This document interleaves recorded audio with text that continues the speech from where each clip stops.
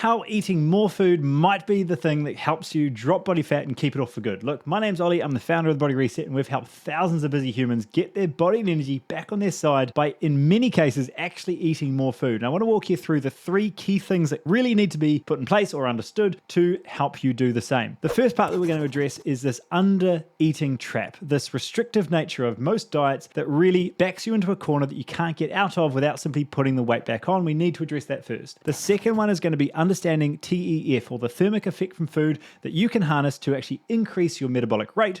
And then lastly, we're going to go through the timing or frequency of meals that is becoming more of an issue in today's world when we start to look at fasting and where that might be effective as well. All right, so where I want to start is going to be this under-eating trap. And to do this, I want to walk you through this on the iPad of what typically happens. So if you're following any form of diet, there's only 3 things that can happen to drop calories. You're either going to restrict your eating window, i.e. fasting. You're going to restrict food groups, i.e. something like keto, where you're removing carbohydrates and quite a lot of protein.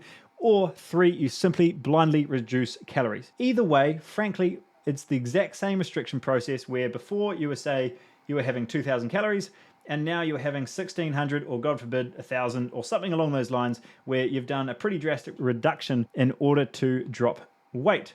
Now, the trouble with this long term, let's walk you through it. Metabolic rate is same because you're not losing any weight, and then you drop calories. So what happens is for that period of time of say 4 weeks or whatever it might be, you're in a place where you're able to drop X amount of weight in that 4 to 6, maybe up to 8 weeks. The trouble is, as we all know, is our metabolic rate starts to suppress. This is called homeostasis, which is your body trying to always remain the same. It's not going to just continue to drop body fat, be as healthy as normal, and when we are running in a deficit. So there's going to be a management of that energy by suppressing our metabolic rate down to that new level. The trouble is, if we want to get ready for the wedding, we ignore that sign and we simply drop calories further. In one instance, which might be, obviously that allows us to go through that same cycle again for at least another 4 to 6 weeks and carry on that process. But as you can see, this problem becomes an issue when we start to get into a very dangerous territory, sub 1,200 calories for most people, where there's suppression of the immune function, of hormonal function, general will to live, all these things that come with a healthy diet. The second thing that many do, and this is going to be a little bit hard to put on my screen, but we start to go the other way, where we start to just go back to normal eating. The trouble is, as you can now see,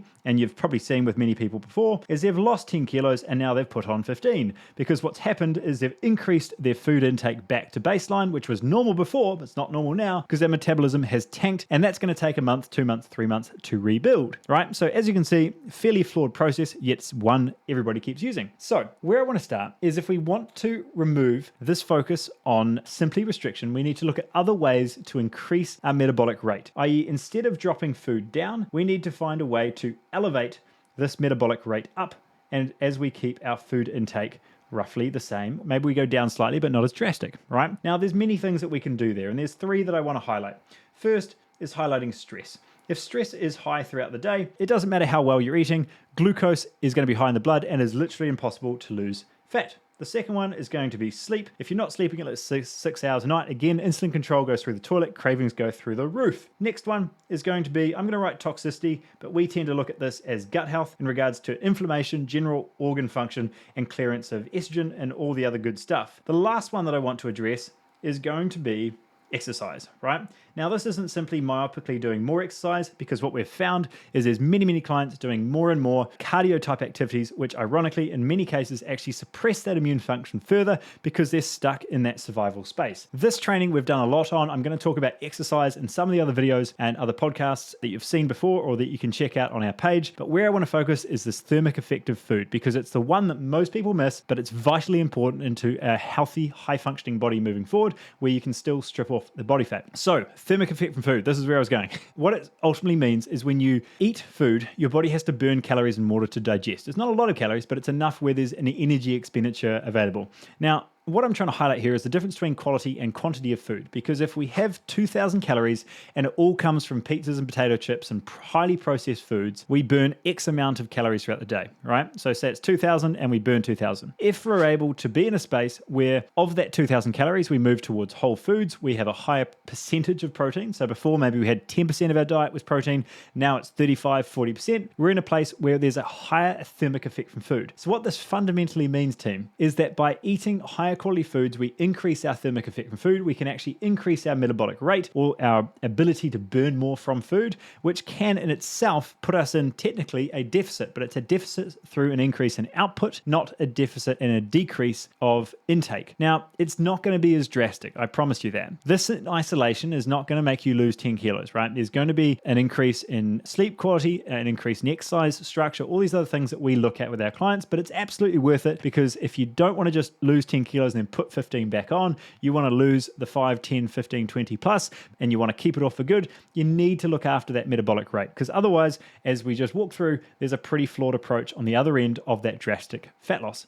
Now, what I'm trying to look at here is first increasing that thermic effect from food. So if you haven't already seen this in a lot of our trainings around looking at gut health and hormonal health, the types of food that really support your body to function in the right way and feel awesome in the process. Dieting, or dropping body fat rather, does not have to be this horrible process. In a lot of ways, people feel better and then the fat loss becomes a byproduct, certainly from what we've seen from our clients. The last one I want to address is the frequency of meals. And the reason we need to bring this up is because there's such a huge focus on things like fasting. And I say recently, but really the last decade or so has been very, very prominent. And there's two main reasons that this comes up. One, it's very easy. Most people skipped breakfast because they weren't organized, and now it's seen as a health trend, so it's just easier to continue doing the same. And the second one is that a lot of people talk about the benefits of autophagy and all these things that are healthy. The big thing is we're not addressing what you eat in the eating window that allows you to really get the impact of this, unless you're already eating, high quality meals and your digestive tract is healthy. But secondly, autophagy is so much more available and prominent when exercising.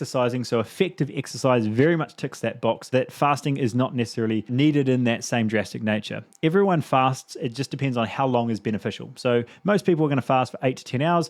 It really just becomes, is 12, 14, 16, 18 hours really that extent to which you need to go? All right. So to stay on track, frequency of meals is something I want to address. Now, a lot of people spouting off about fasting being the main thing is if you are already healthy, fit, at a low threshold, and you're not overly exerting yourself, it's a nice way to maintain a baseline. And it's very much a strategy that becomes very easy to just maintain because you don't have to think about it a lot. You don't have to prepare a lot of meals. So down the line, absolutely can be good when your body is already healthy. If you've got 10, 15, 20 plus kilos to lose, you're under muscled and highly stressed is not a strategy we recommend very often at all. Being able to focus on increasing a high quality protein source before 10 a.m. Certainly as we age, I want to highlight this. If you're 20 years old, you're still in uni, you've got very little other stresses coming through, fasting could be fantastic. But if you're in your mid 40s and 50s, which is the client base we focus on, being able to focus on high protein options 3, 4, or maybe even 5 times a day to keep one, topping up the higher protein option to rebuild back a lot of that muscular base to help that metabolism stay high, as well as actually increase our overall sustained energy and reduction of cravings, has been a strategy we see to be a lot more effective to keeping one, that thermic effect from food high, therefore burning more calories, as well as actually enjoying life in the meantime, having a more sustained energy, mental clarity, and support of hormonal function, etc. Certainly if you're going through perimenopause or andropause where you're seeing a suppression in these hormones long term. So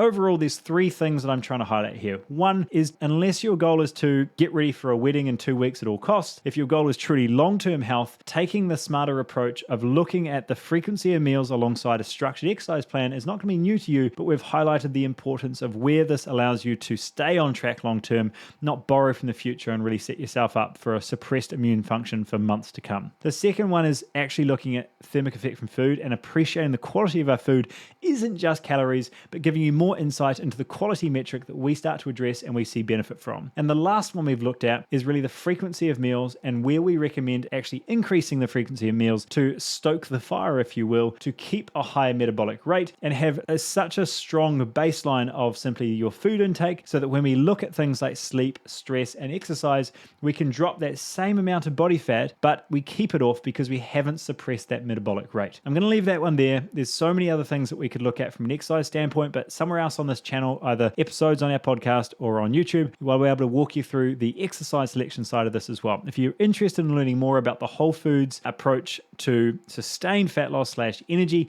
and you want to really feel like you've got that quality base ticked, then I'm going to add a link to our 28-day gut reset below that allows you to go through understanding and appreciating the nature of the gut, of whole foods, and the quality nutrients that we recommend to our clients to make sure they perform at a very high degree and they really tick the box of longevity, health, and energy moving forward. I hope you've enjoyed this one, taking the time to really appreciate the level and depth of quality of nutrients, and we'll see you on the next one.